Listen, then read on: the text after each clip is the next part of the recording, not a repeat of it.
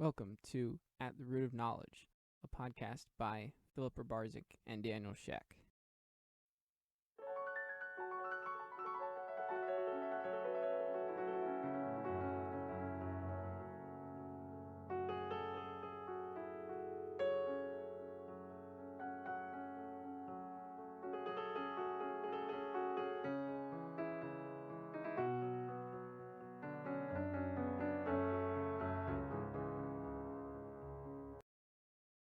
Welcome back to At the Root of Knowledge, where we discuss timeless principles and the ongoing questions of life. Our primary concern is to learn and share the truth. On our show, we discuss topics such as human nature, virtue, vice, and divine law. I am Daniel Sheck, and with me is my co-host, Phil Barzik. Bear in mind, we are not experts, and just like many of you, we are here to learn. In this episode, we're going to talk about pride and humility. Good evening, Phil. Good evening, Daniel. How are you? I'm doing well. Very well. I'm doing well as well. So, I'm excited to get started tonight because I think we decided this a little while ago that this will be the first segment in a 7-part series that we're going to do on analyzing the 7 deadly sins. Yes. 7 capital sins and the primary virtue that, when I think about virtue versus vice, I think virtue is the presence of something powerful and vice is the absence of that good thing. I would say not only the absence, I would say maybe also the presence of a weakness. See, and that's from my understanding. Father Jenkins introduced this idea to me back when I was in high school, which I thought was a very good one. Evil isn't... It's something to think about, and, I'm not saying it's fact, but evil is not something. It is the absence of something. Just like darkness is the absence of light, not the presence of something dark. I like how you put that. I'll to think about that a little bit more. Something worth thinking about, but I've kind of adopted that view, and I've tried to adopt that view with everything I do. Like, even with teaching, like, you want to teach somebody a principle or how to do something, you point to the positive. You don't necessarily condemn the negative. If that makes sense. Yeah, it does. It does. Because the negative is just absence of the positive, in my opinion. And maybe that's an oversimplification, but that's how I've come to understand it. Anyway, yeah, so 7-part segment should be plenty of material. I hope I learn a lot and we have some good, wholesome discussion. I'm quite sure I will learn a lot, and I'm really excited about this. I've been doing a little bit of studying of it on my own, and been very enlightening to see the different ways that you really take apart how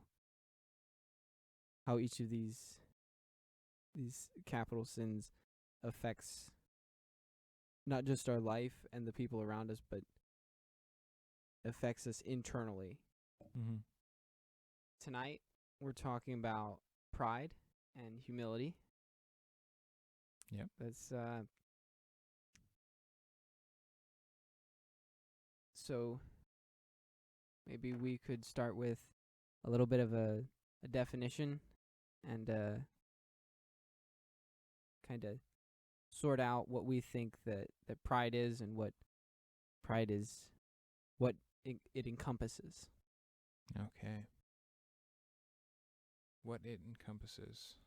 I think pride encompasses the primary weakness. Mhm. Pride encompasses primary, that is the first weakness. Yeah, I would say so. I think somewhere in scripture it's said that pride is the root of all evil, Mm-hmm. and I think that's pretty true. You know, I didn't realize how much pride affected me till I started looking into it, and I still don't realize how much it really affects me, but it does affect me a lot. And I've really been sort of focusing in and pinpointing different areas of my life now that I'm being extremely prideful in. That before, I'm not sure if I was just denying that I was being prideful, but I'm definitely conscious of it now. Yes, it's a real thing, and I think you know that you have a lot of it when you're afraid to admit that you have any of it. That's 'Cause a good saying. I know, I remember my current boss, Greg Knox, asked me if I thought I was particularly proud before I accepted my job. I was just like, almost immediately defensive. You call me proud? Yeah, And yeah, that's what pride is. That right there. it is. It is. That's at least that's a big part of it. But what he said hurt your ego in a way, Mm-hmm. and that is that is being prideful. Yeah. I think that there's a lot more than just that, but I think that's a good indicator. If It someone is. asks you, "Are you proud?" and you go, and you kind of like cringe up, and the only response you give is, A defensive one. well, or you maybe you know you are proud because of the fact that you know you're human, and it's kind of a basic principle that people Yeah. have pride. Mhm. So you admit it out of because you know common knowledge says that, but maybe internally you don't accept it, or there's conflict in you even saying that Yes. out loud. Yes. That's a good indicator that you have a lot of pride. I agree with that. But even if you admit that you're proud, that doesn't necessarily make it go away either. No, it doesn't. It may make it subside for a time, but I think it'll come back, especially if you let other areas of pride sort of fester. Mm-hmm. Um one thing I think we should sort of discuss before we get into pride that much is the saying of I'm proud of myself for doing such and such. Mm-hmm. I think that's not necessarily pride. That's not the kind of pride we're talking about. I think that kind of pride is more of feeling Accomplishment, a sense of accomplishment satisfaction with your and satisfaction that you were able to maybe hit or exceed the goals that you're pursuing. or you're part of something Yes. that you're proud, quote unquote, proud of. Yes.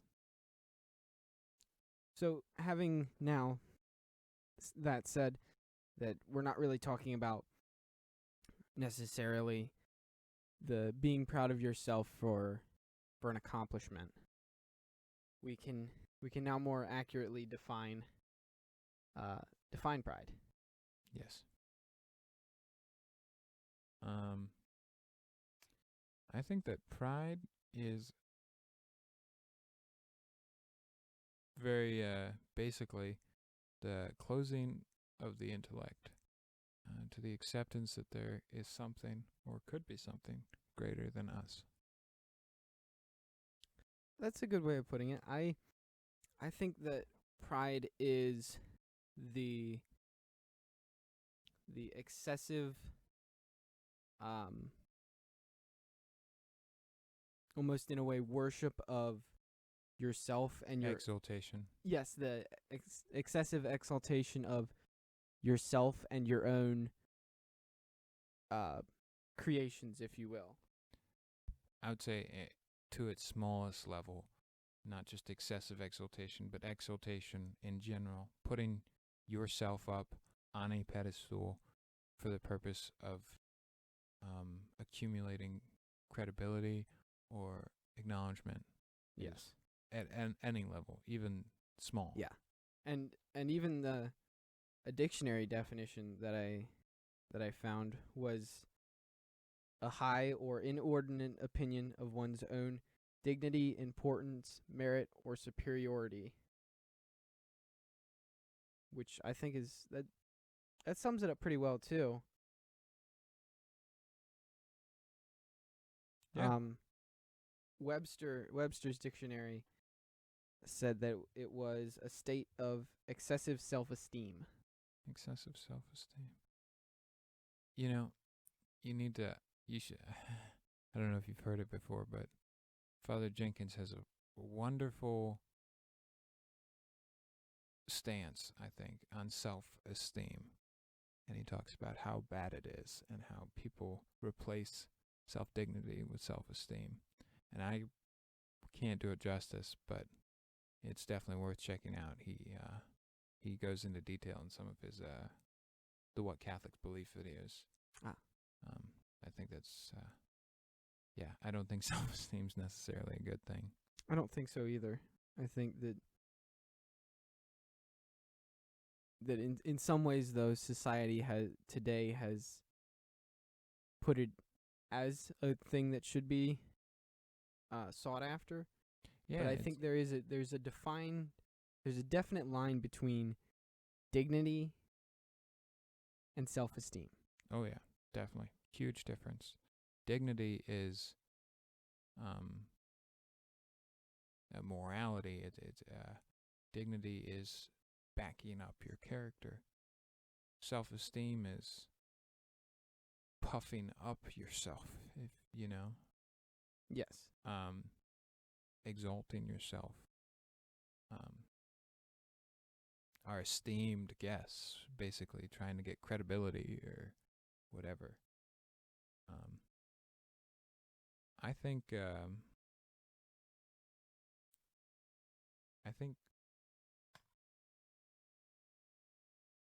pride is, well, the root of all evil. I think it really is.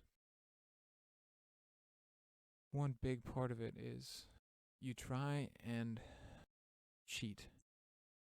You tell yourself you can break principles. You tell yourself you're above human nature. You tell yourself you're above divine law.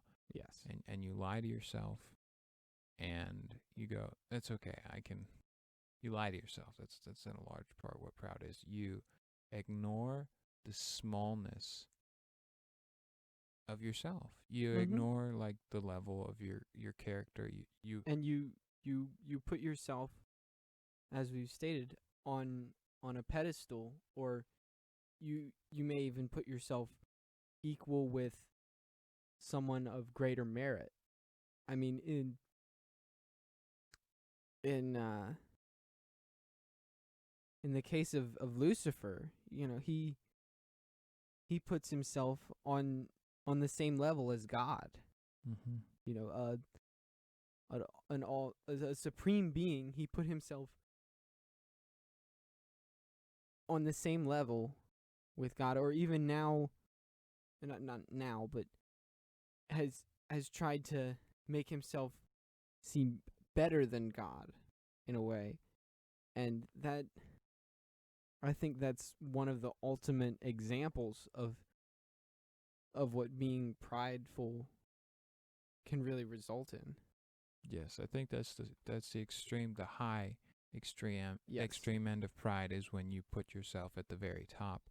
I think at the very bottom, it starts with any acknowledgement other than what you actually are, which I believe in actuality is pretty insignificant as an individual. Yes. Not that you are great because of what you've been given. You are great because of what you are capable of, and you are great insofar as you are able to decide to do great things, Correct. But I don't think Correct. for myself or any other humans around us, any of us are really great. Like, Mm-hmm. and that's something like we could talk about for hours and hours. But yeah, that's kind of what part of the underlying argument is. We're not really that much at all, and there isn't really anything to be proud of. I mean, let he who is without sin cast the first stone. You know, yeah, you go ahead, put yourself up on a pedestal, but are you really going to ignore all those times that you were so weak that you collapsed, you failed to do the right thing, and you know you did it, you know you failed, and you're still willing to prop yourself up? Yes, I all think those indefendable moments. Right, and pride does manifest itself there. That you don't want to admit that you've been wrong, or that you don't want to admit your shortcomings. Right, you're like, ah. And I think that leads pretty well into like the question. Well, why is pride relevant, or why is it relevant to not be prideful? And I think that was a perfect example. And another really good example is that it inhibits you from learning. From your mistakes. Mm-hmm. It inhibits you from learning from others, because it promotes this sense of you're already great. All you need's inside already. Right. You don't need to be better. And it also promotes contempt for others, because in a way you start to look at others as insignificant. Lessers. Yes, because you're so great, but look how much they're messing up. You're minimizing your own mistakes and then magnifying everybody else's. And one, I don't think that's necessarily a very healthy thing to do. But as well, it's definitely relevant, because you won't be able to develop yourself at all. Right. Right. And you won't be able to develop. But as you know, the greatest organization, countries, humankind, businesses, comes down to individuals. Yes. That's what it is. A bunch of individuals making decisions. A bunch of individuals. And if the individual can't grow, society cannot grow. That's very true. And we're not going to be able to have an organization that's able. You cannot produce an organization that works as a team to produce something greater if they're not working together. What are you going to have? You're going to have a bunch of individuals isolated, and there's so much that you won't be able to develop without everybody coming together and bringing all they have and putting it into one thing. You're going to have a bunch of little isolated pockets. You won't be able to produce the things that you can only produce as a group if everybody's consumed in their own pride. Yes, because as you said, when you're isolated like that, one thought that occurred to me is, when you isolate yourself from everyone else, and you by your pride, by not being willing to share. One, not being willing to share, but two, by the mindset that what you have, your ideas are the top. That's the best. Mm-hmm. With that mindset, you stop everything, any sort of progress from happening. Right. You can't necessarily move forward, or even be able to find flaws in something. Say you're designing the next race car, or the next spaceship that's going to Mars, and you don't take anyone's advice on it and you just go about it yourself, you can't really, I mean, I guess in a sense you might be able to see every single factor, but that doesn't mean that just because you saw every single factor that you had every single factor right. And someone else could walk into the room you're developing this spaceship in, and in 5 seconds find 8 things that are wrong with it or that could be improved. But there again, when you're isolated and you won't take other people's opinions because you are all knowledgeable about it, then you inhibit yourself from really becoming who you could be. You can't achieve your fullest potential if you aren't willing to take into consideration that you might not be at your fullest potential now. Yes, definitely. I agree. Like, what is if you have pride, you're never going to be able to produce something greater than what you can produce. Like, if your pride gets in the way of you learning, gets in the way of you, absorbing from this massive resource, which is everything else, everyone else, all the principles, everything that comes before you. Like, if you don't subject yourself, or at least be willing to listen and admit that you have something to learn, like, you are shorting yourself so hard. Right. I think I heard a saying once that it went something like, life is too short to go about it on your own because you'll never figure it all out. Right. And that really, I like that saying because it hits the nail right on the head with pride, that you can't go about it alone. If you do, you might make some progress, but you won't make enough. Anywhere near as much as you could, anyway. Right. And that's why an individual will never beat a group of individuals. Unless working together. Yes. Unless maybe we're talking about a completely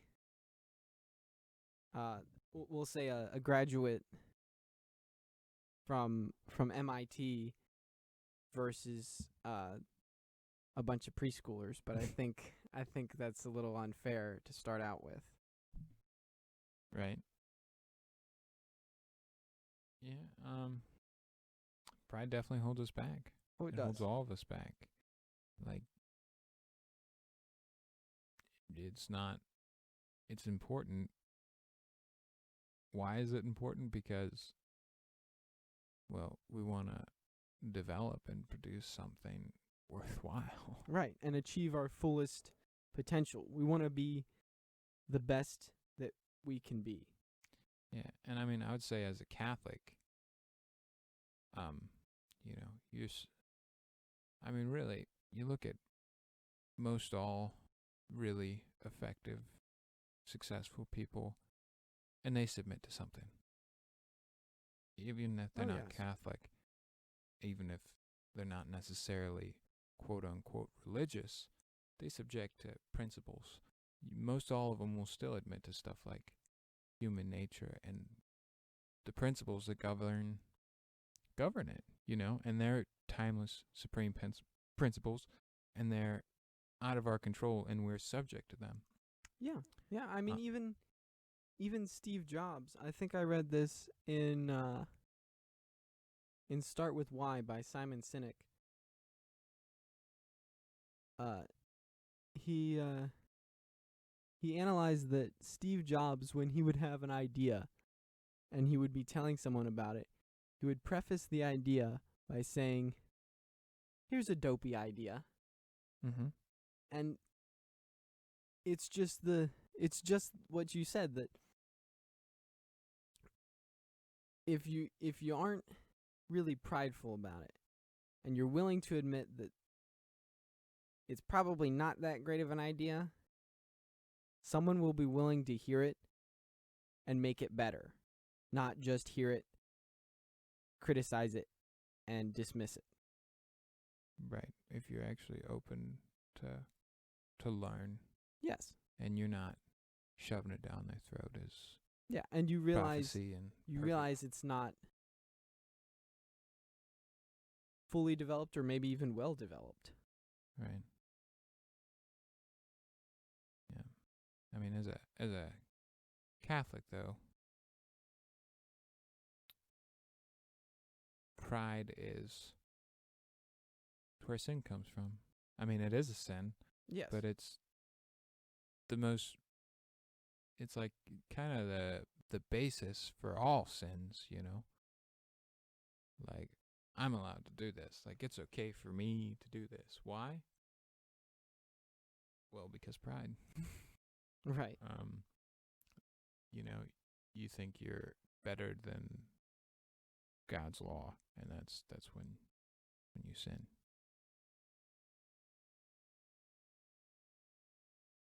For the most part. Yeah, it is. I mean, in an article that I was reading this past week, it said something to the effect of that pride is commitment to self. Yep. And I think it is, but it's I think more than just commitment to yourself, it's breaking the commitment to everything else, Mm-hmm. which is what you said. Yeah.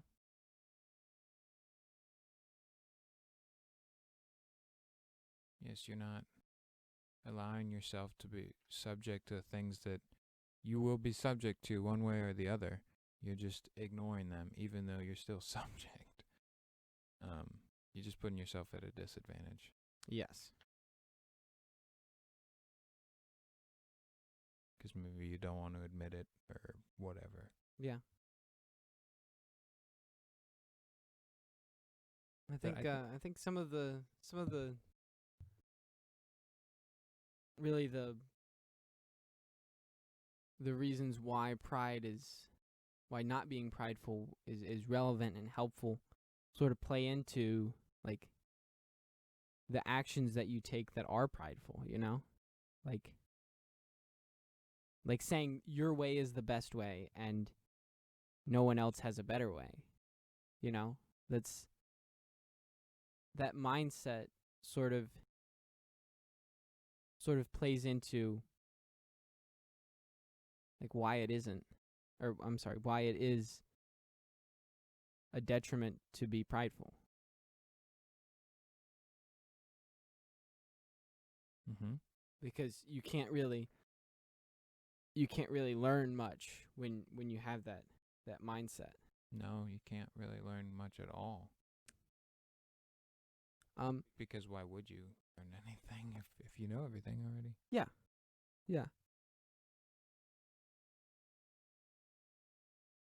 I think another component of pride is, in a way, comparison. I think when you compare yourself to somebody else with the intention of getting some sort of satisfaction from it, I think that stems from pride. Yeah, or like to justify where you are. Well, Yeah. you know, I'm so much better than them in these areas. I should be happy. I'm doing enough. Right. Or, well, they're making all these mistakes and I'm not, so what I'm doing isn't as bad. And that's that's a form, what I just said, of rationalization too. Yeah. When you and I think a more accurate response would be, well, I should be grateful. Perhaps I haven't been put through the same struggles they have been. I That's should be true. happy that I've been allowed to choose the right things so easily. Or even if it was difficult, I should be grateful that the strength has been there to do it. That's true, yeah. And with that, you haven't been put through the same stuff. Well, be grateful and don't be so sure that put in their same situation, you wouldn't be making the same mistakes they are. Mm-hmm. I mean, life is hard, and a lot of people have it pretty bad, and they're having a pretty miserable go at it. And so I would agree that you really should be grateful that if you're not having a terrible go, then you're in a good spot and you should be thankful for it. And I think also another thing that is, you should be trying to help others. If you're not in a bad spot, you should be trying to help others who are in a bad spot to improve their state. Right. I know, I'm horrible at it, but I try and meditate when I pray the rosary on the mysteries, and I try and get some sort of think about some sort of relevant lesson that I can pull from the mysteries of the rosary when I'm praying. And when I pray the Ascension, I think God said, "Go forth and preach the gospel." And I think, yes. Who are we to be so selfish with the graces we're given? They're ours. Oh, they're ours. Just gonna, brood over them and be happy and develop and just grow on our own. It's like, that's not. No, you're supposed to share, which is a point I'll talk about later. But yeah, I agree. Yeah, speaking of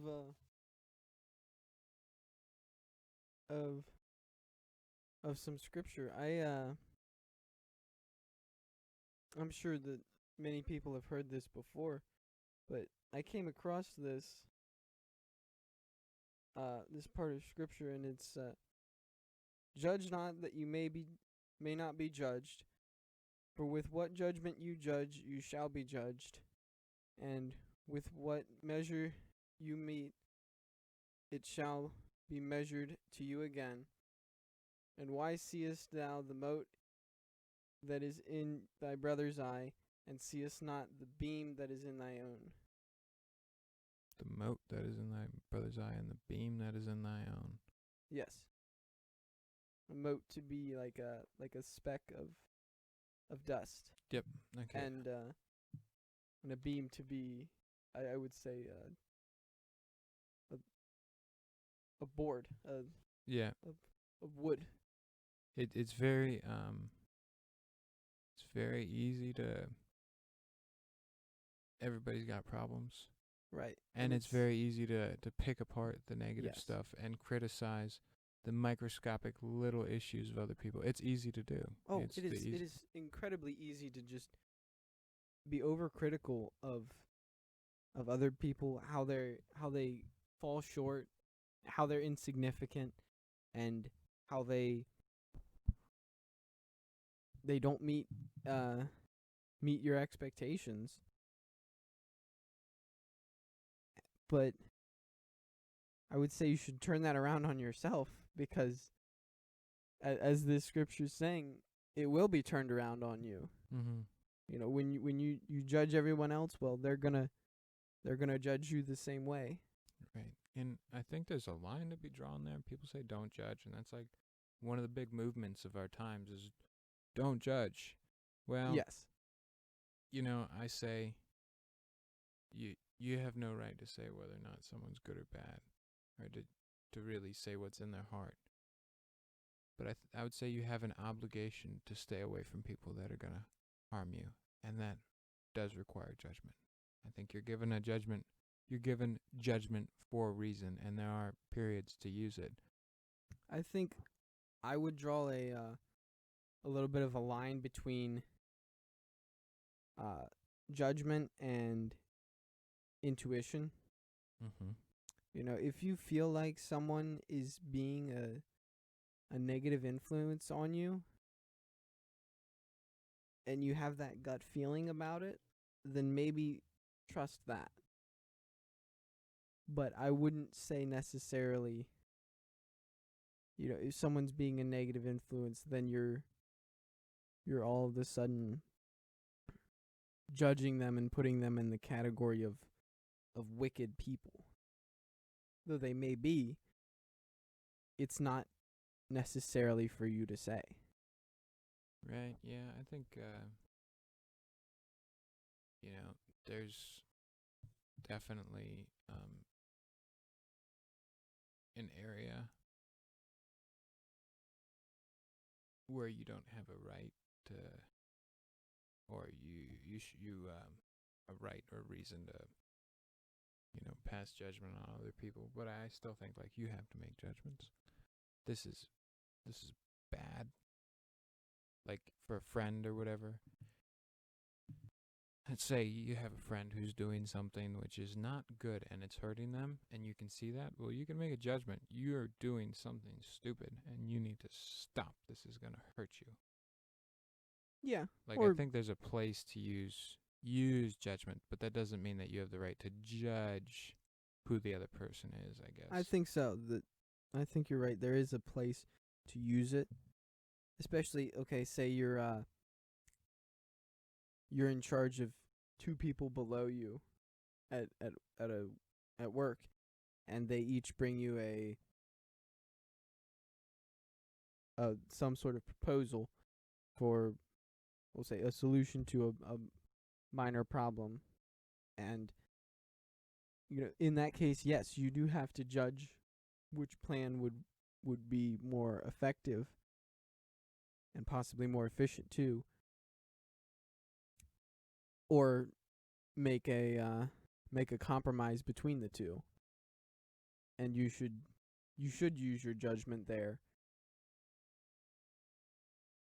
But I don't think that's necessarily what this scripture is referring to. I think it's referring to judging people.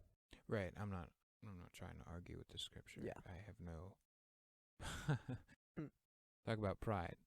Yeah, no, that's not what I'm saying. Right, yeah.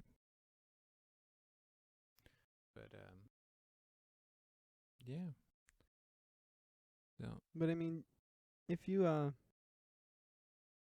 really prideful and you're being overly critical of others, or you're being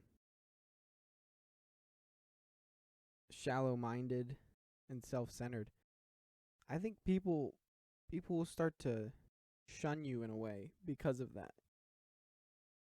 And they'll kind of place you into the category of arrogant. Yeah, people aren't going to listen to you if you don't think you're going to listen to them. If they don't think they're going to listen to you. Sorry, if they don't think you're going to listen to them, they're not going to listen to you. Yeah. Yeah, that's pretty true. I had one person who this past week, he told me a story, which the story doesn't really pertain to the subject. But anyway, once he was finished telling the story, I had a story that kind of related to it, but as I tried to start alluding into my story, it just seemed like he became completely disengaged with it. And I just felt like, wow, that's kind of arrogant and disrespectful that he would, tell this to me and want me to listen to it, and then as soon as I try to relate to him in a way, or try to give a similar story, he just completely shrugs it off and is disinterested. Like, that's pretty selfish. I didn't say that to him, but I thought it, and that may have been my pride that was hurt. Mm-hmm. You You don't care about what I have to say? I run into problems like that all the time, and it's horrible. I'm horrible for it. I don't want to listen to what so-and-so has to say. With most people, Yeah. I'm honest with you.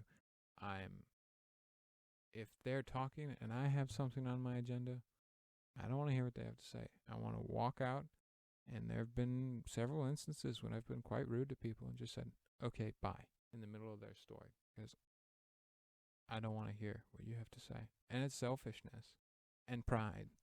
My time. I think impatience is a big result of pride, because you put your time and your agenda above other people's needs. Yeah. I'm glad you said that. That's actually something I'd kind of been trying to, I guess, discover in a way. I'm glad you said that. Yeah, when you put your time and your agenda above everyone else's,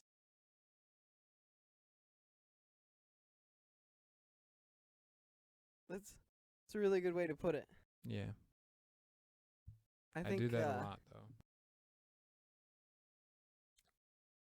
I think another component that it leads to, other than impatience, would be disrespect. Mm-hmm.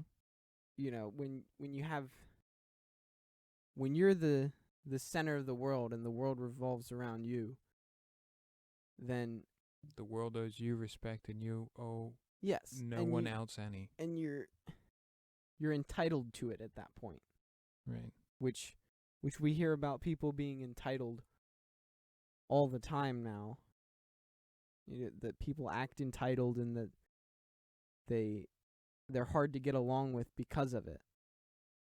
And I wonder if there is maybe a bit of pride that comes along with being entitled, or that maybe pride even leads to being entitled. Mm-hmm. Oh yeah, I'm important. You're here to serve me. I deserve better. You're not grateful. You're not accepting that it's a gift. You think I deserve better. That's another way pride shows up, is, I deserve it. No, you don't. I think we've had this talk before, but the better than I deserve response to how you doing. Oh, Dave Ramsey said it. We've talked about this before. Yeah, and some people will be like, no, I think you deserve pretty well, or don't down on yourself. I'm like, whoa. Who am I to say that I deserve any better than I have? I have it great, right? And I do not deserve any of it. It's all a gift. If I was simply rewarded for the amount of work that I put in, to say I'd be living in a ditch and cardboard box by the side of the street's probably being generous, taking into account all the times I've fallen short. Like, life's been very good to me. God's been very good to me. It's all a gift. I don't deserve more. No, I deserve less. I'm grateful to have what I do. Oh, yeah. Yeah, you put it really well. I think that better than you deserve, when I say it, it serves almost as a reminder to me, that, like, be humble about what you have and your accomplishments, and appreciate it. Because you don't know how long it's going to last. You know, I mean, Murphy's Law always seems to take effect at some point. Right. I mean, but I'm confident even when Murphy's Law takes its full effect, I'll still be better than I deserve. Yes.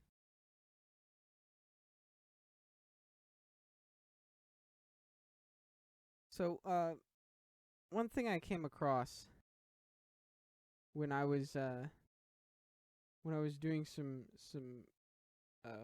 reading on pride was this article by John Amando. He kind of outlines in this article. It's called "Why Pride is Nothing to Be Proud About," I believe is the title. And he talks about, you know, how it leads to a lonely state, you know. When you put yourself on a pedestal, you're the only one there. And when you're the only one there, it is lonely, you know? You isolate yourself by your pride. Yes, you do isolate yourself. And when you isolate yourself, I think, and you get into that lonely mindset, I think that's where the self-pity element of pride can take effect. You know, have you ever just thrown yourself a pity party, as the saying goes? Way too many times. Right, like, oh, my life is so hard. People don't understand what I go through. Or have you ever told someone something like that? Like, you don't understand what I do for you. Yes. I've been guilty of it far too often. And I still am. But when I came across this, it just clicked in my head. It was like, you do that too much. Way too much. And it's not necessarily that I complain about it to other people. It's that it's just in my head that I'm like, this is just too hard, and I deserve better than this, or I've worked harder than that person, and yet they're being rewarded and I'm not. Or, you know, just different ways that you just have pity on yourself. And as you said, you know, in that mindset, you just don't realize that it's all really a gift. You get so caught up in complaining that you ignore all the things that you should be happy about and grateful for, which, I mean, for me at least, far outweigh the things that, I mean, first of all, I don't think I have the right to complain about anything. I don't think I have anything worth complaining about. I have plenty of things I could complain about. I could complain all day, but I don't think they deserve my complaints. But even the things on that list, you know, of the things I could complain about, even though they don't deserve to be complained about, even that list, that's way, way, way shorter of a list than all the things I should be grateful for. Yeah. Yeah. And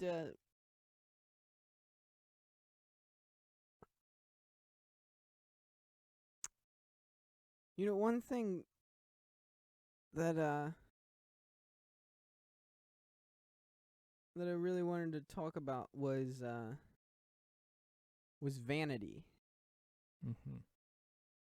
So, kind of being over concerned about what everybody else thinks of you.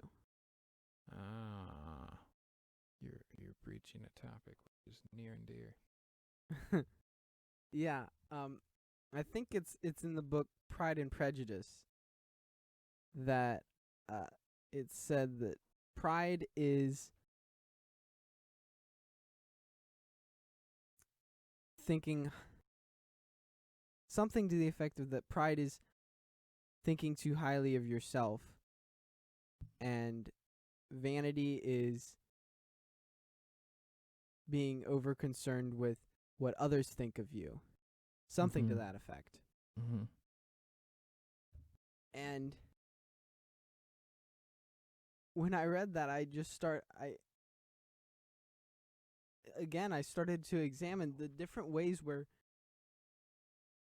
like, I'll get anxious, about asking someone a question, or I'll make a mistake, and you just feel hurt inside in a way. And I would attribute that to both pride and vanity, that your ego hurts because you did something wrong or you don't know something, and you have to seek it out from someone else. Yeah, you're putting you're basing your sense of you're putting your basis for your measure of value, worth, accomplishment in another human being, which is not well-founded place. I was thinking, I was cleaning a machine out just on Friday, actually. I was in the machine, I was thinking about integrity. Very hard. And I was kind of thinking about what I think integrity is, and I asked myself, like, who do I want to be, and kind of what integrity means to me and what I want it to mean in my life. And very much breaches to the topic of what you're saying to how you appear to other people. I was thinking, if my manager came up to me and said that he thought or accused me straight up of stealing time on the clock, like clock time for work, and I knew it wasn't true, I would want the integrity to not be bothered by the fact that he thought that of me, and instead, and to not be bothered, because that's something that would bother me. Like, if my manager came up to me and accused me of stealing time, I would get defensive. But if you have integrity, you didn't do anything wrong, and you're not basing yourself off of someone's opinion, if you will. Yeah, I mean, in a way, that's both pride and vanity. But I liked how you put that integrity, it would be, at least for me, I would hope that I would, I mean, obviously, in some way, I would hope that I could resolve the conflict that. Right, but not have that internal conflict or that being bothered by someone else's opinion. Because Yes, I know I've been someone, bothered. Not to use an extreme sense, not to be saying, you have the audacity to think that I would do something like that. Exactly, yeah. Yeah. Yeah, because when someone brings into question my work, I get very defensive. And it's like, you're questioning my work? Well, instead maybe have integrity and know I know the work I did, I know the quality, and I stand behind it. And you want me to defend it? I know where I stand, and not Yes. you're attacking me because you're saying I didn't do something well enough. That's not Right. integrity. Right. One. That's pride. Yes, it is.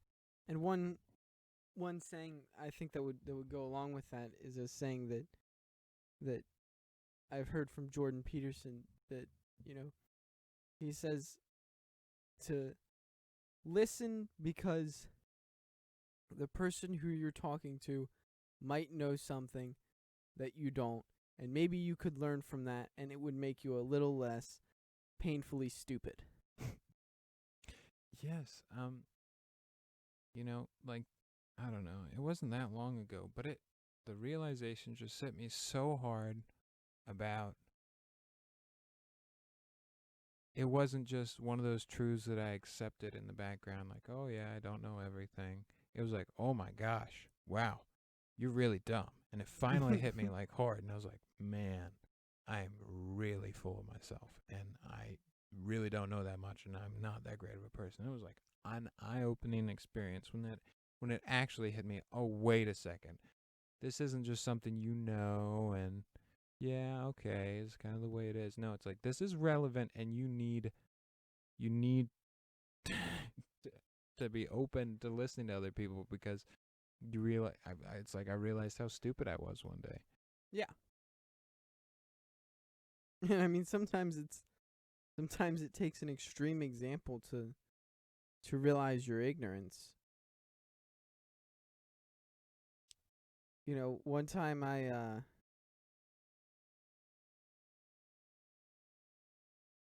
just got so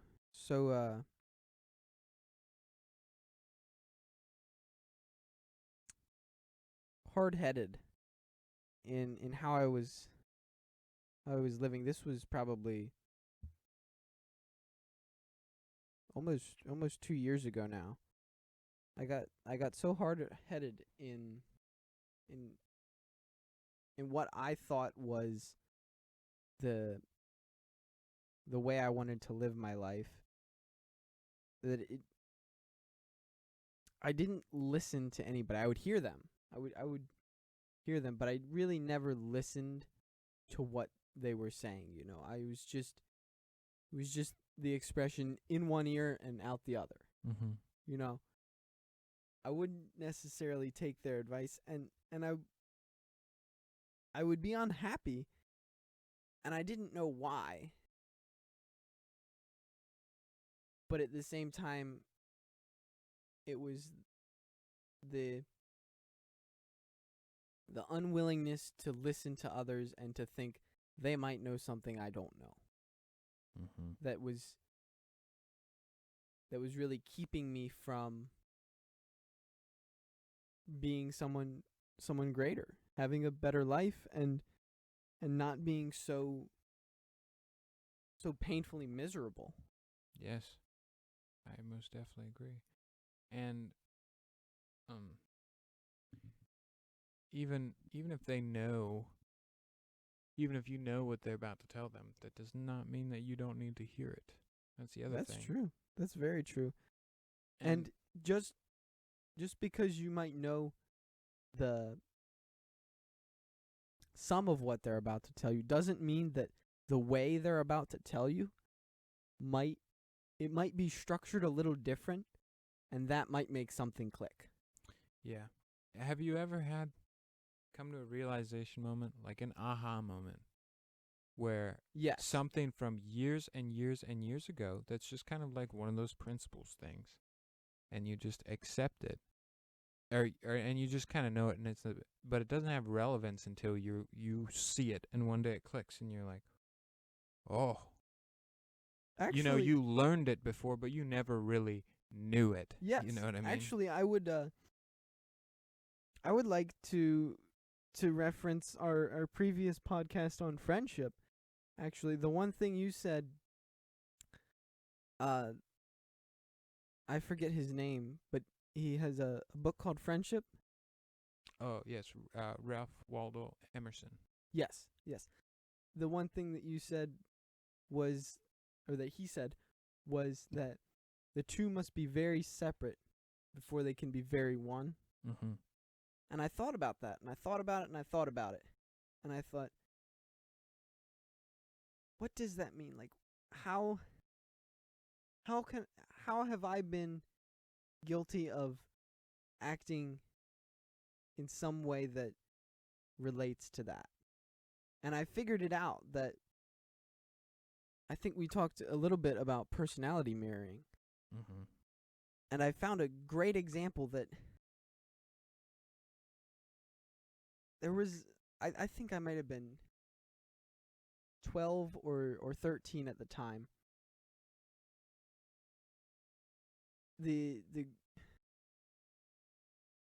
I think there might have been 2 or 3 different groups of friends that I was hanging out with at the time.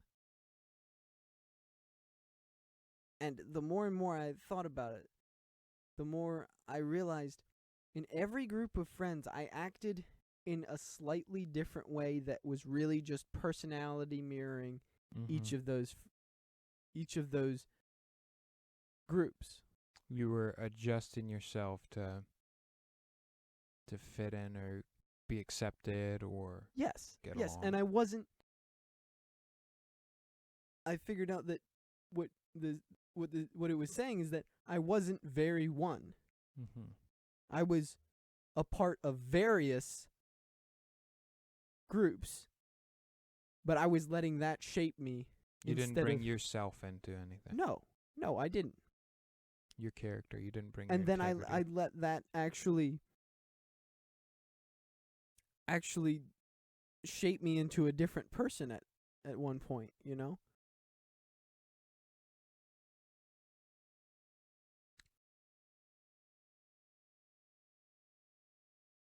Yeah. Yes, I'm guilty of the same thing, man, and it bugged me for so long because I did the same thing, especially when I was, in high school. Like I had I remember talking to my dad about this. I had like 7 or 8 different personalities I put on, and it was horrible. It was horrible. It was so bad, and there was so much internal conflict, and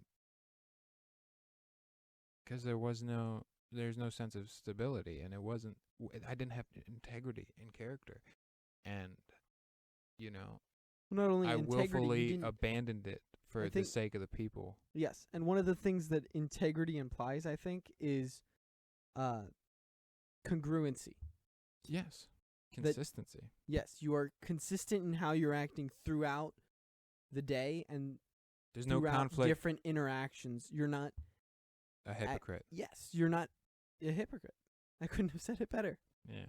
Yes, definitely. That is a huge part of it. I've lived the life of a hypocrite, and I'm not saying I'm past it either. I still am I still, do what I say, not what I do, right? But I work at that.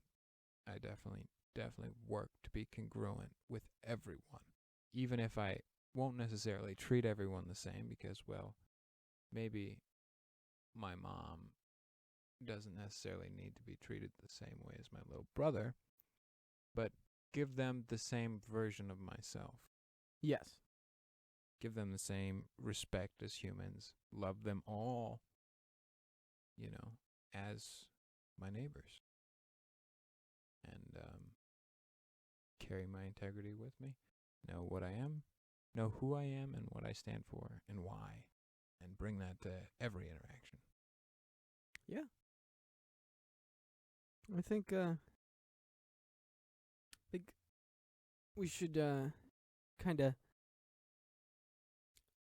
now shift our conversation to the topic of humility. Ah, yes. The virtuous side now. Humility. It's I had a difficult time sort of defining humility. Mm-hmm. At least sort of finding a definition that I thought gave it justice. That definition uh, I came to this as a part of the definition, I would say, is a modest opinion or estimate of one's own importance. Also, I um I came across this, which I thought added a good amount to that definition, which is that it's having an accurate view of yourself and realizing that God created us in His image, and that with that we were created for His purposes and not our own. Yep, I was going to say that humility is an accurate evaluation of yourself.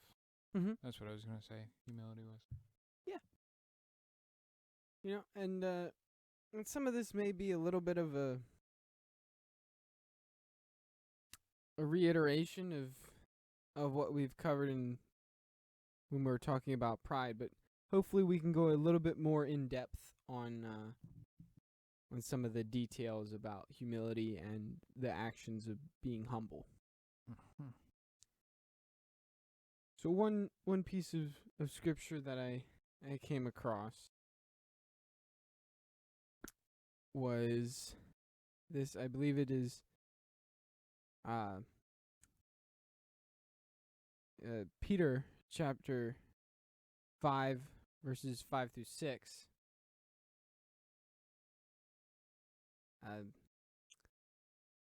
You younger men likewise be subject to your elders, and all of you clothe yourselves with humility towards one another, for God is opposed to the proud, but gives grace to the humble. Humble yourselves, therefore, under the mighty hand of God, that He may exalt you at the proper time. I liked the phrase in that God is opposed to the proud, but gives grace to the humble. Mm-hmm. Yes, I mean, learn of me because I am meek and humble of heart. Not learn of me because I am mighty and all-powerful. Yeah. I mean,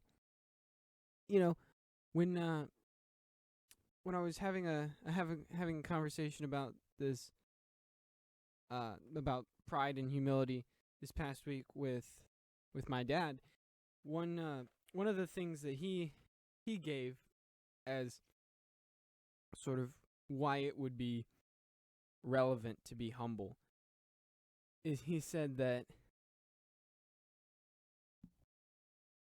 one, obviously that God demands it, but two, he said that nobody likes a boastful person.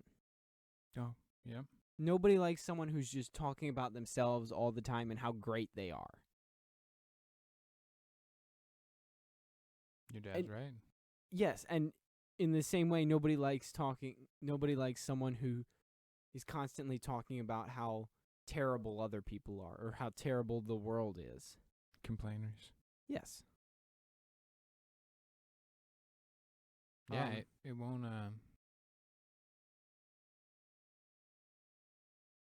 definitely will not get people to trust you or to, you know, if you're always boasting, they're not gonna expect you to care about them. If you're just so absorbed in yourself, they're not gonna look to you to be of assistance to them if you're just completely self-absorbed. Correct. Yeah, and that's actually another sort of realization that I came to about being humble is that you're taking the attention away from yourself and you focus it on the task at hand. Or you focus on God. Correct. But yeah, I see what you're saying. That you're not the object of the attention. Yes, Whatever. you put the greater good before your own ambitions. Right. And you're not pointing yourself out as something to be looked up to. You're just simply, you're not involving yourself any more than you need to, and you're not involving yourself for the sake of gaining recognition. You're just doing what you have to do to accomplish a task, I suppose, right? Yes. Yes, and one quote I have here from C.S. Lewis is, humility is not thinking less of yourself, it's thinking of yourself less. I don't know if I agree with that 100%. Are you sure? Yeah. Okay. Because like humility is realizing that there's so much that you're not, I think. And in a sense, thinking less of yourself, is actually exactly what it is.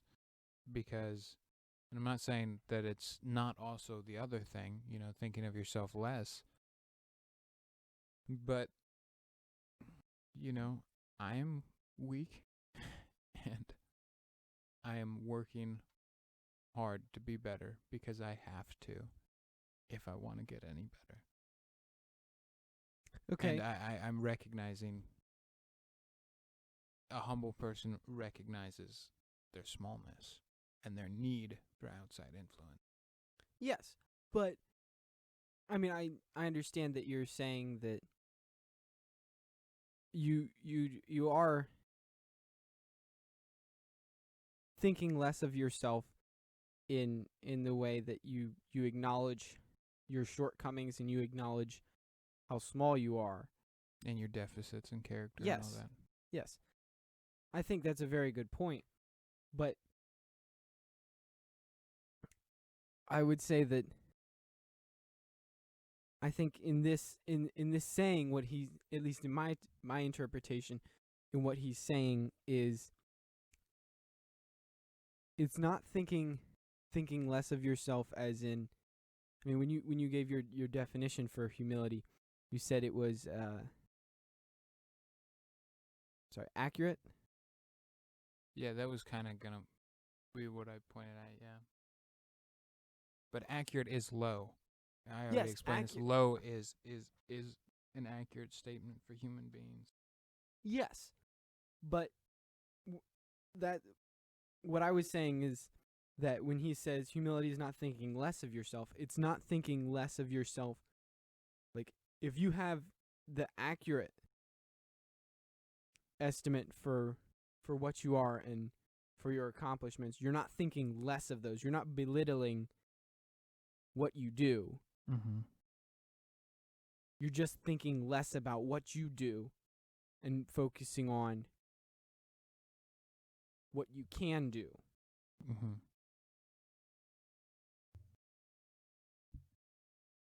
Okay. Yeah, I suppose.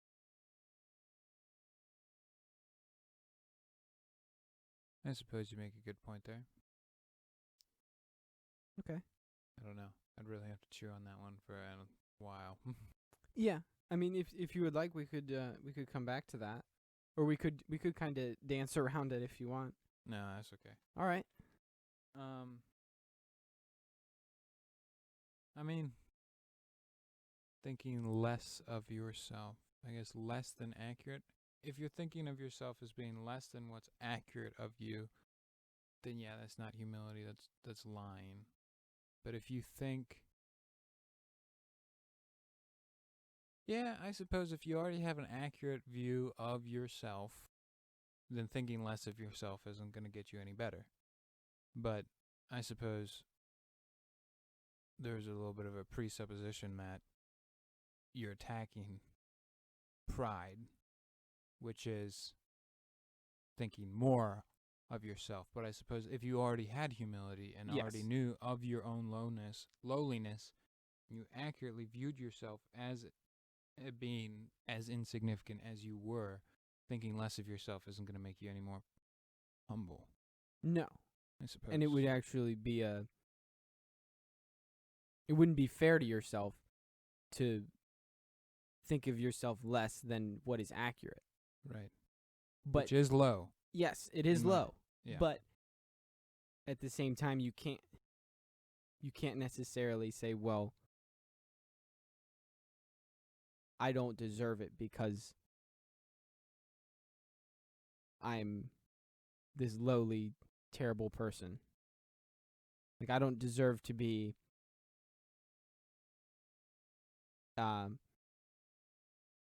treated necessarily with any form of respect because I'm this lowly person. You do deserve some sort of respect. There should be an accurate amount of respect, but it's not. From other people. Yes, that's what I'm saying. But does God owe you any respect? That's a different question. Totally different. Well, question. yes. But I'm just distinguishing. You deserve the respect from people that you've merited through your behavior and actions. And that They owe it respect to should you. be an accurate amount, not necessarily from the prideful standpoint of them owing you more, You're an giving excessive amount. Okay, right. So you're giving them your time. You volunteer your time. You would expect them to show up Yes. when you're there for them. Okay. Or at least have the courtesy to let you know that they won't be able to be there, or that they may be late, but to just not show up at all. Even though they asked you to meet with them or whatever. Right. That would be Disrespectful. disrespectful and a Insult. yes, and an insult. Thank you.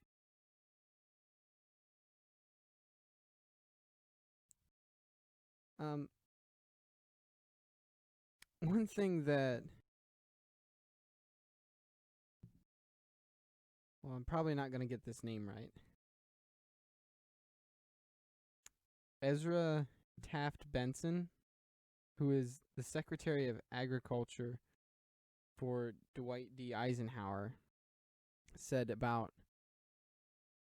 pride and humility. He said, "Pride is concerned with who is right. Humility is concerned with what is right." I've been sort of wrestling around with this in my head, and I'm not sure whether I agree with it or not. Because on one hand, I say that yes, pride is concerned with who is right, especially if that involves you being right.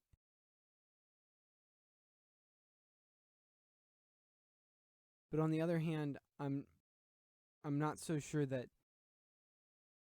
humility is concerned with who is right. What? I'm sorry, yes. With what is right, I would say humility isn't necessarily concerned at all with necessarily what is right. I would say that's more morality. But I think that humility is concerned with, I think humility would look inward to say, am I wrong? I would more liken it to pride is concerned about, am I right? And humility is concerned about, No, I think pride is more of I am right, and humility is more of a could I be wrong or am I wrong? I like how you put that. Pride is I am right. Humility is could I be wrong? And if I'm wrong, how am I wrong? And what can I do to fix it? Right.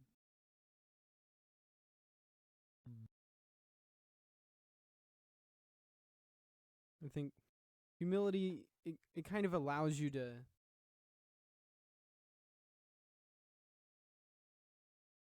set yourself aside and be concerned with the bigger picture.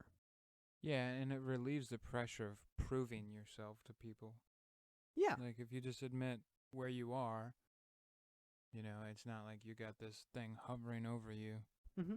And another thing that I think humility is there's a real advantage to is that when you admit that, especially if you're admitting that you're wrong in something, in a way you realize it's okay that you are wrong. And that when you realize you're wrong and you admit that you're wrong, people are willing to help you. It counteracts the arrogance factor of pride. That if you're so centered in your ways of being right, and you can't be wrong, and you won't accept the fact that you are wrong, it will counteract that. If you realize you're wrong and you admit that you're wrong, it shows that you're willing to learn how to better yourself. You have the humility to see your own flaws. And you have the humility to accept criticism. Yes. Which can be something that's very, very hard to do. Once at work, actually, I was at this past job that I've had, which I've had it for about 5 months, and I just worked my last day there this past Friday.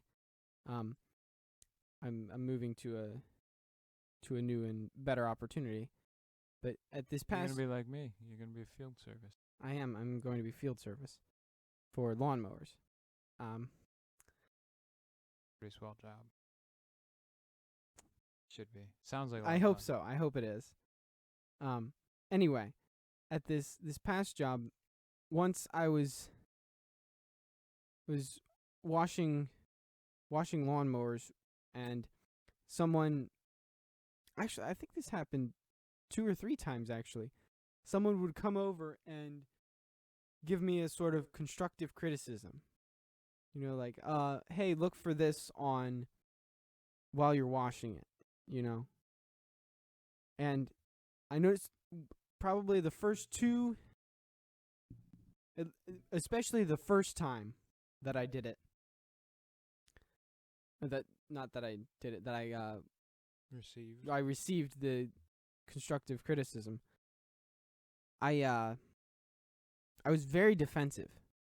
As soon as it seemed like he was starting to point out where I might have missed a spot when I was cleaning, my instantaneous reaction was to point out that something that he had been doing wrong with how he was washing them.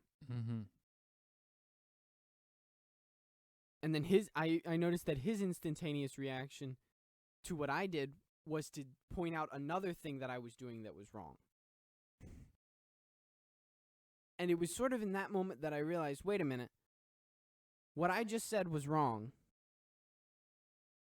And now if I keep going along with this, we're just going to spiral down in this argument, almost in an argument sense of just pointing out what each other's doing wrong, but not learning anything from it. So I had to really take my medicine, in a sense, and I even apologized to him for pointing that out. I said something to the effect of that I was sorry for snapping at him like that, and that he was right, that I had been missing several things. And all of a sudden, after I did that, we must have talked for 15 or 20 minutes afterwards. And the funny thing was, it wasn't about work. it was about, he started telling me about his family all of a sudden. It was like when I accepted that I was, when I accepted my shortcomings, he was willing to open up to me about something that he was struggling with in his personal life, which I thought was astounding. Because before this, he really hadn't mentioned anything to me about his personal life. And I really hadn't mentioned much to him about my personal life. And he, throughout my time there, he actually became sort of a mentor for me. And I was very, very grateful to have worked with him. He was very, very knowledgeable, and was always willing to sort of critique you, but as well, he could tell when you were struggling with something, and he had a very good way of critiquing it. And I'm very, very fortunate to have had such a great colleague in that job. Yeah, it's almost, you almost always aspire to be more like the humble people. Yes. I know I was at this last week. I was really taken away by one of our customers, and really humbled myself, because I came in to start installing these two brand new, very expensive machines at this very, very big medical company. And the head of maintenance of at this company, a guy with considerable amount of authority, at this plant, humblest guy. Like, he was so humble. He was picking up the trash after the people. He was, going around. He was doing all little stuff. It was very humbling to see this old guy. He didn't have an ego. I told him, and he just gave, like, the last day I was there on Friday, and he just gave me, like, the most humble response ever, and it's just like, man, I need to be more like that guy sometimes, just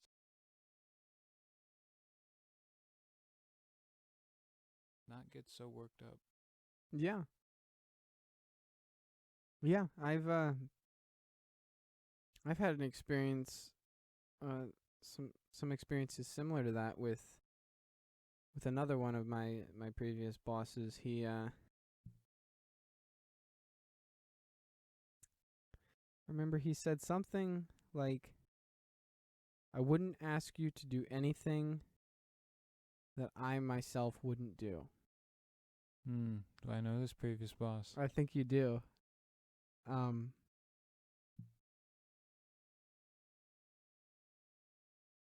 And I think it's a great philosophy to have, that just because you're the boss doesn't mean that you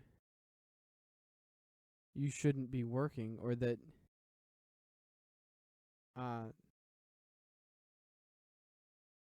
that you don't have to do the dirty work, or that you're any better than anyone there. Right. I have a friend actually who works at a pizzeria. Mm-hmm. And he was telling me that they have him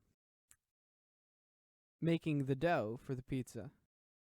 And he said that's the lowest spot on the totem pole. On the totem pole. Yeah. And he said most of the time when he's making it, the owner of that pizzeria is making it with him. I think it's an incredible example of humility when you are the top man and yet you're doing the lowest job. Mm-hmm. And you take it upon yourself to do it. Yes. Yes, it's a very venerable thing.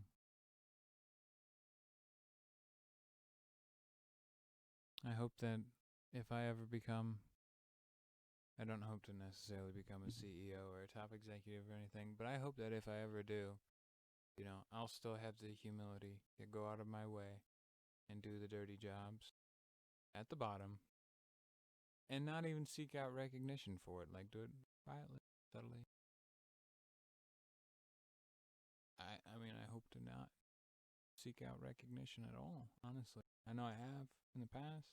Oh, I have too, but No, I'm not saying I'm past it completely, but I hope I don't.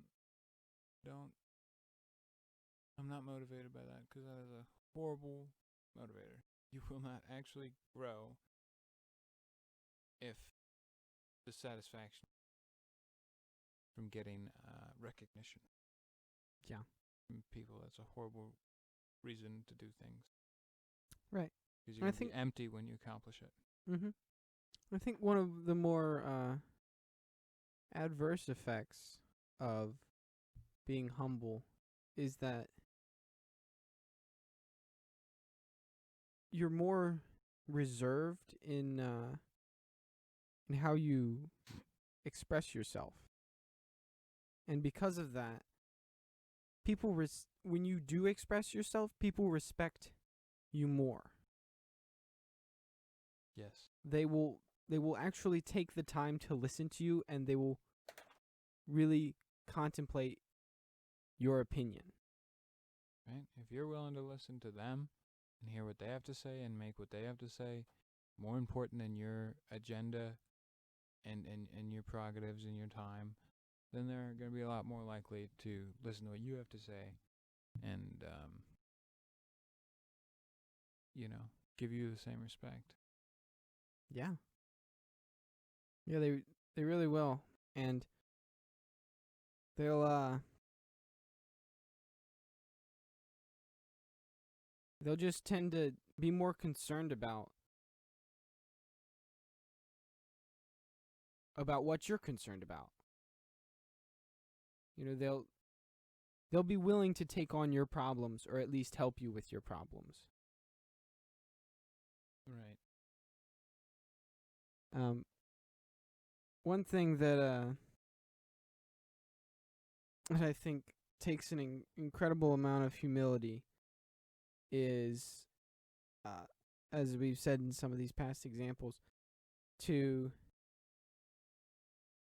be willing to admit that you don't know something, and then to inquire about it. And I would just like to cite verses 7 and 8 from Luke chapter 11. Ask and it shall be given. You seek and you shall find. Knock and it shall be opened to you. For everyone that asketh receiveth, and he that seeketh findeth, and to him that knocketh it shall be opened.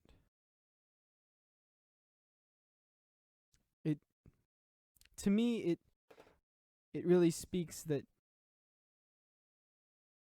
not necessarily, ask and ye shall receive. It's not saying if you ask to be rich, you're going to be rich. I think it's more saying along the lines of, if you ask about a problem that you're having, someone will give you an answer to it. If you have the humility to admit that you don't know something and you inquire about it, someone will help you. If you seek out the answer to it. Right. Yeah. Yeah, I think you're at least generally that seems to be the case. Like,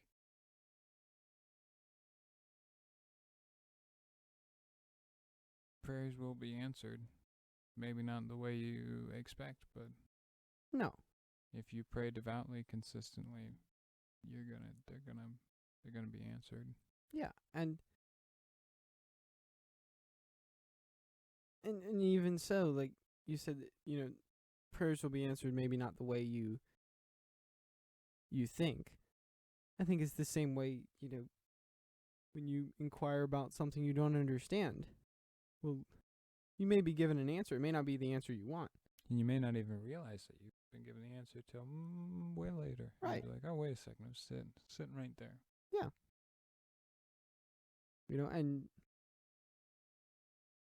But it will come with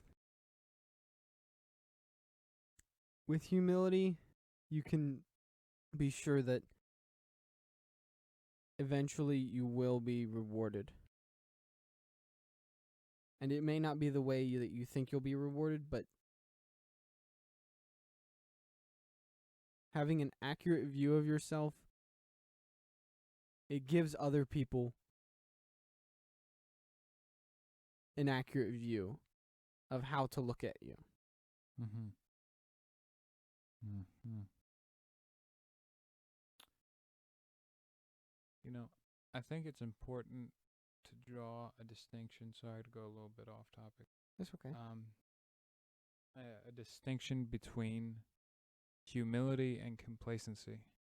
Okay. Because it's one thing to be humble, and it is another thing to have no courage and be harmless and sit by and do nothing because you're afraid to. Yeah, that's a very good distinction. I think Just because you keep your mouth shut does not necessarily mean that you're humble. no. I think, we talked about this in our friendship podcast, that two of the things that constitute integrity is humility and courage. Right. And that you think about humility as, well, you're admitting that you're wrong, but if I would say, like, if someone else is doing something that is wrong, like, not saying something, not speaking out, that's not being humble. Right, that's being a coward. Yeah, it is. It is being a coward. Or just being complacent, not caring.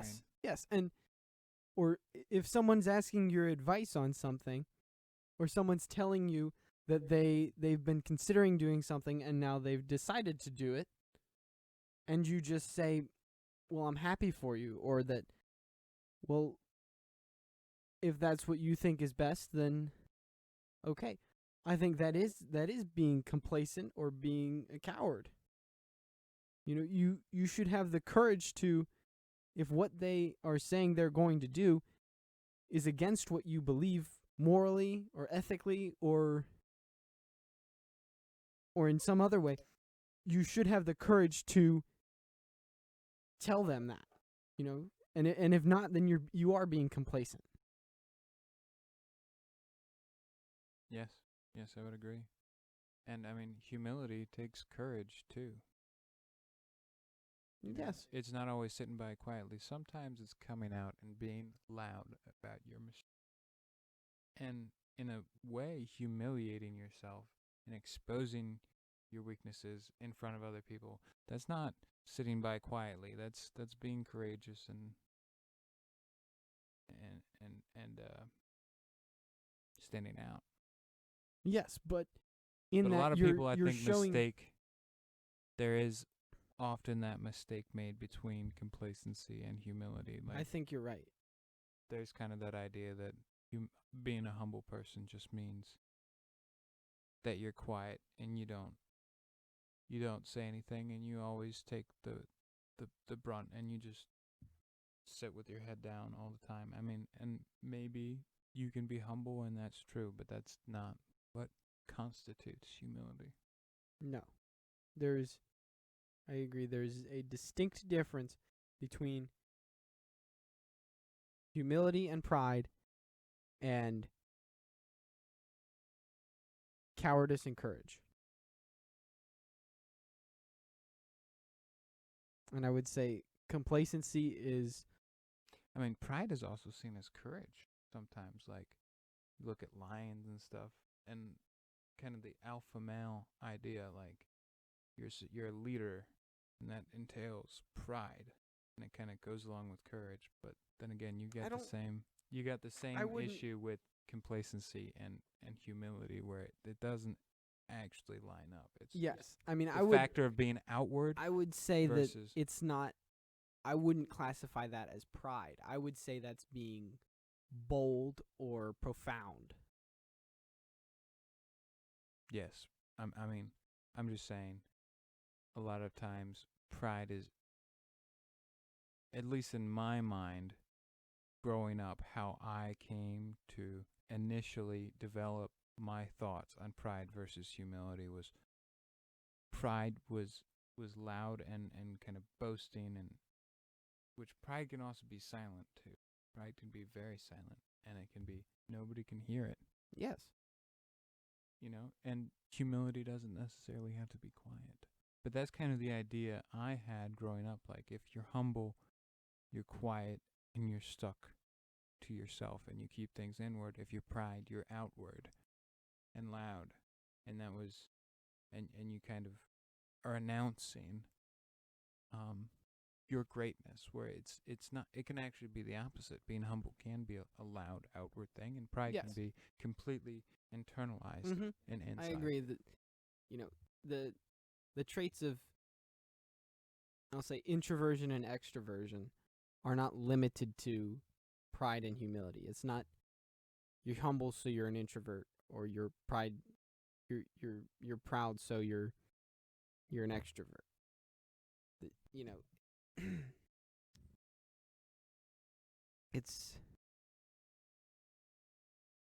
It's definitely a balance. Like, I mean,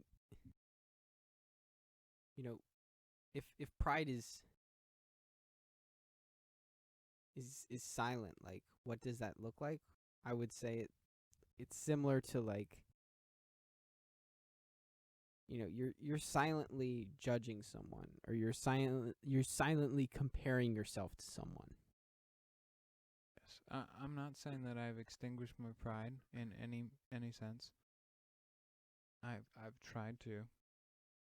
I think that's accurate. But when I was in high school, I know I had a lot of pride, and I was very quiet about it.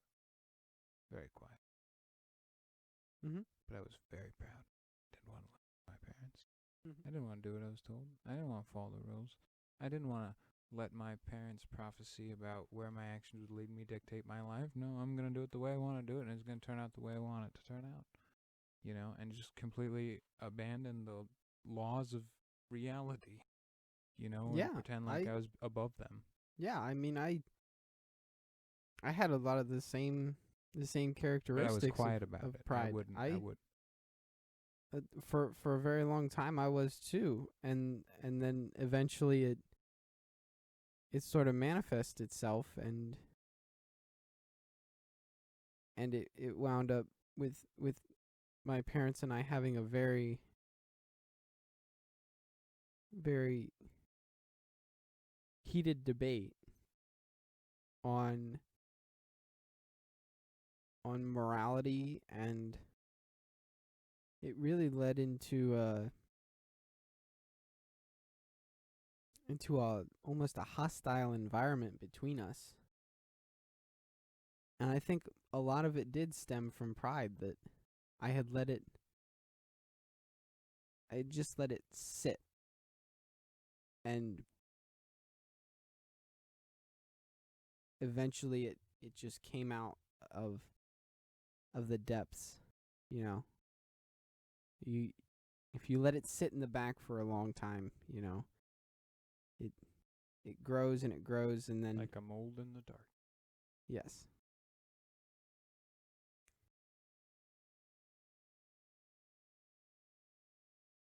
Yeah? Yeah, but I do agree that pride doesn't have to be loud. And humility doesn't have to be quiet. No. They are not limited to how they express themselves as far as volume. But a humble person doesn't look to make noise to bring attention to himself.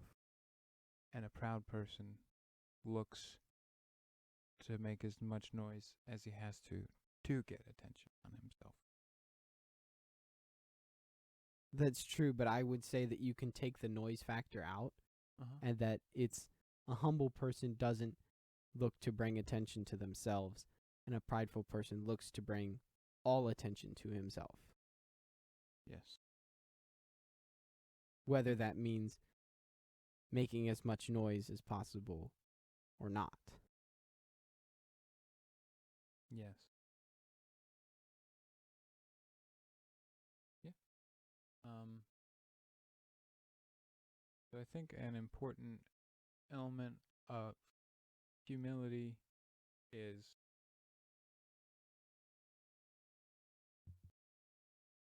becoming a humble person, is realizing that we are all in it together. Humanity is kind of like a giant brotherhood, a big family. And Yeah. we're a bunch of individuals that That can come together and work at something greater as a collective. right. We're supposed to love each other and live in harmony with each other. And that requires humility. It does. We're supposed to share, we're supposed to preach, and we're supposed to listen. We're supposed to love. We're not supposed to judge. And that's all plays into humility. And I think the kind of idea that we are all brothers, in a sense, and sisters and family. Yeah. I mean, and a lot of people don't really think that way, though. no, I do think a lot of people will. They get in the mindset that it's them against the world. Mm-hmm. And I've had that mindset before, and it makes it a whole lot harder. Because when it's you against the world, well, you can't trust anybody. Right. Right. And your life is... You can't... I mean... You have to be completely independent. Right. Because otherwise, it's not just you against the world. Right. Like, I believe that you have to trust people. Like, maybe you don't have to trust people to be a moral person. But it's really difficult if you don't have anyone that you can count on to make decisions for you. And you can count on, trust is the level of faith we put in another's integrity. And for a proud person or someone that's only concerned with recognition and not deeper character, only concerned about what people think of them, or how they perceive them, I could understand why it would be very difficult to trust anyone if that's your idea of how people think. If you don't actually have integrity and a genuine, love. Yeah. I mean, I could understand the same thing. Even in a less extreme stance, if say it's just you've accomplished something pretty great, and you want people to notice it. I mean,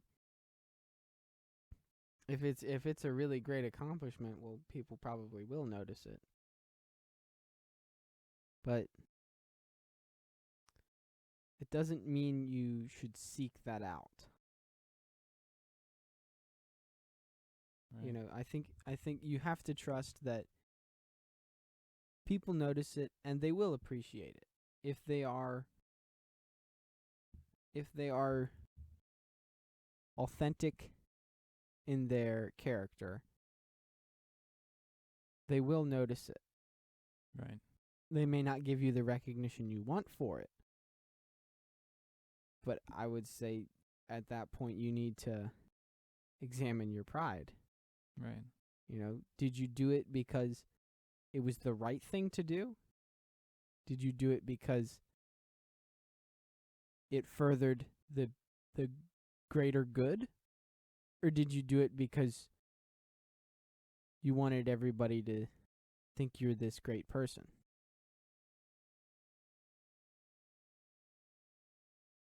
Right.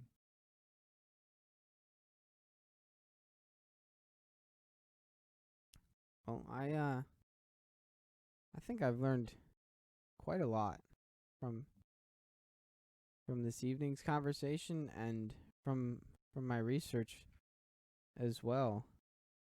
I mean, the thought that, you know, pride and humility, they're not necessarily dependent on one being loud and one being quiet. That had never really crossed my train of thought, but I'm glad you mentioned it. You know, I feel that there's definitely areas of my life that have been that inverse of, you know, I'm just being silent and rationalizing it as humility when really it's pride, and that actually the humble thing to do would be to speak up about it. Yes. Yeah, I mean, I'm in the same boat, and that's why I brought it up, because that was kind of the conception I had growing up, was if you're quiet, humble, it's pride. Not always the case. Yeah. But I think this is kind of my final point. The foundation of humility, and I think we talked about this before. I know I've mentioned it to you at least.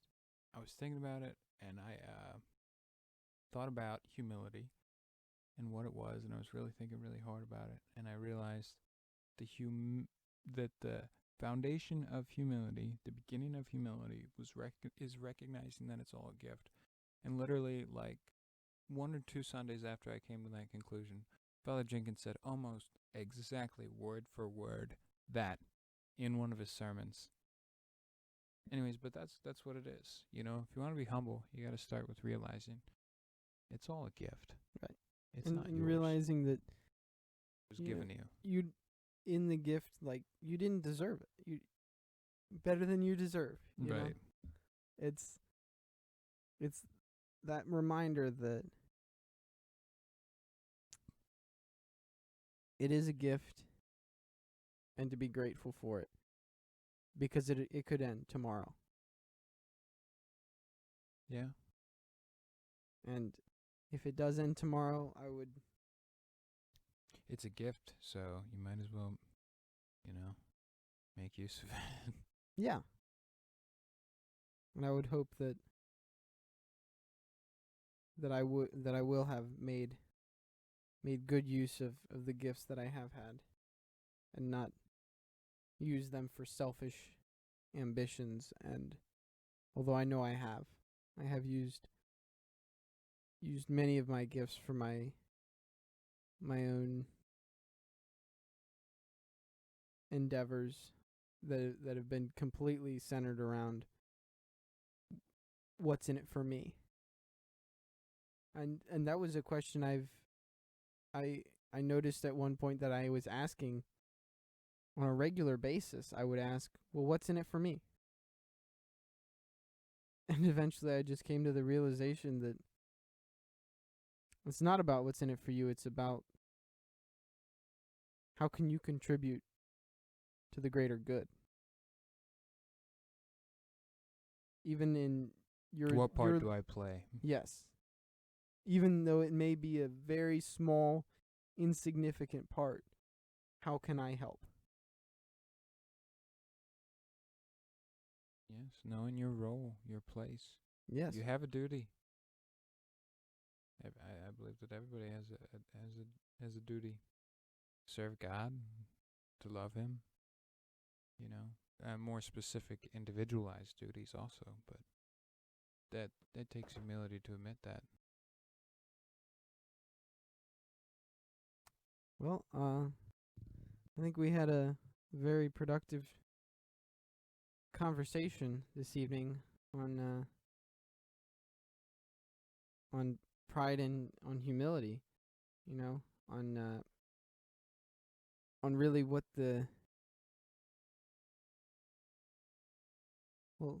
really why pride is relevant, you know, how it will affect you and what it looks like in everyday situations. And then inversely we talked about humility and why it's relevant, how it counteracts pride, and then what effect being humble has on your life.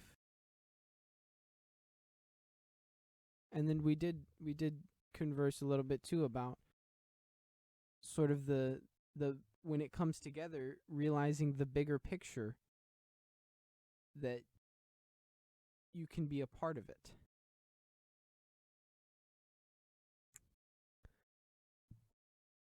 And so thank you for joining us this evening in our first of a 7-part series on the 7 deadly sins. I'm Philippa Barzik. I am Daniel Scheck. Again, thank you for joining us on At the Root of Knowledge. Please feel free to share any of your thoughts and comments you had on the material we discussed tonight, and any suggestions you have for future podcasts. Until next time, goodbye.